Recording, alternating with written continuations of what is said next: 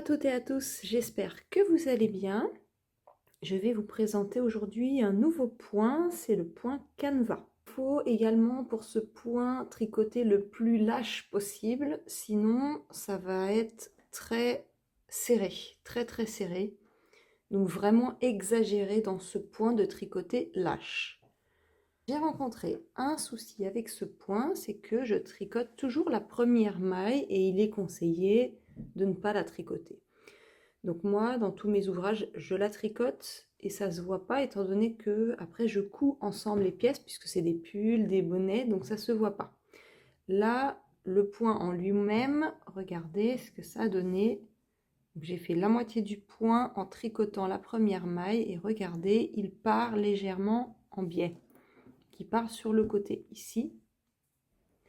Et après, j'ai regardé ce que ça donnait en ne tricotant pas la première maille et en effet, ça revient droit.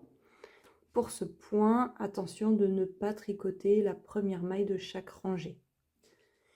N'oubliez pas de vous abonner à ma chaîne et de cliquer sur la cloche, comme ça vous aurez toutes les vidéos en temps réel.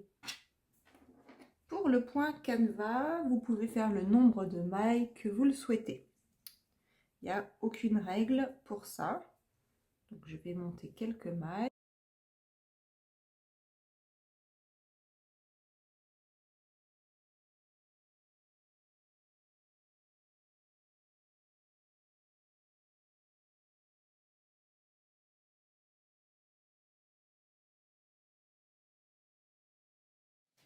Une fois que vous avez monté le nombre de points souhaités, vous allez faire votre première rangée. Donc la première maille, j'ai bien compris, la leçon, je ne la tricote pas. Et toutes les mailles suivantes, vous allez les faire à l'envers. Premier rang, toutes les mailles à l'envers.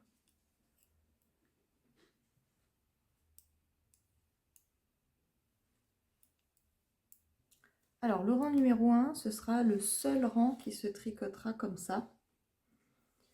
Pour le rang numéro 2, je ne tricote pas la première maille, donc à l'endroit, puis donc ce sera tricoter les mailles à l'endroit, mais au lieu de piquer dans la maille ici, vous allez piquer entre les deux mailles. Vous voyez, il y a un espace qui est là, ce trou là, ici, vous allez piquer comme si vous allez faire une maille endroit dedans.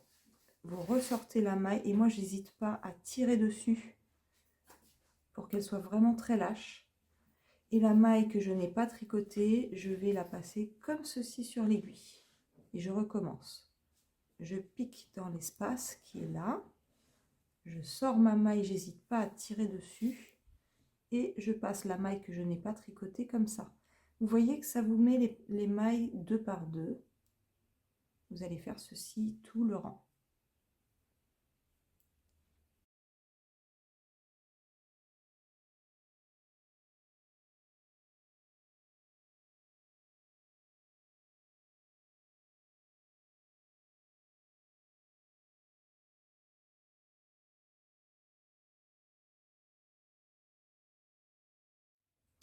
La dernière maille, vous allez la tricoter à l'endroit.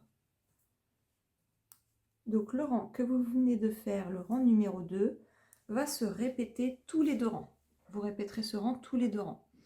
Ensuite, le rang suivant, pareil, qui devra se répéter tous les deux rangs, ce sera première maille envers sans la tricoter. Et cette fois-ci, vous allez tricoter toutes les mailles de 2 en 2. Donc vous voyez bien qu'elles sont en 2. Elles sont rangées de 2 en 2. Vous allez les tricoter ensemble, sauf la première maille. Et n'hésitez pas vraiment à tricoter le plus lâche possible. Ça va faire que votre point va monter plus vite et sera beaucoup moins serré pour le rang suivant.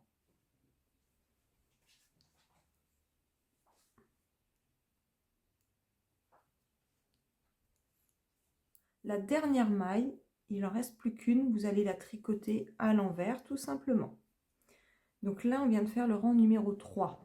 Le rang 2 et 3, vous aurez à les répéter à chaque fois. Vous répétez tout le temps le rang 2 et le rang 3. Et voilà ce que ça vous donne. Ça commence à prendre forme. Vous devez obtenir donc ce dessin que je trouve vraiment très joli.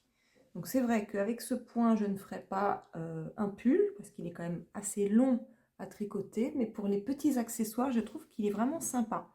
Étant donné que même si je le fais lâche, il est quand même assez serré comme point, donc il est pas mal, il est bien épais. Je vais voir ce que je peux faire avec ce point. Ça pourrait être soit un bonnet ou soit un bandeau.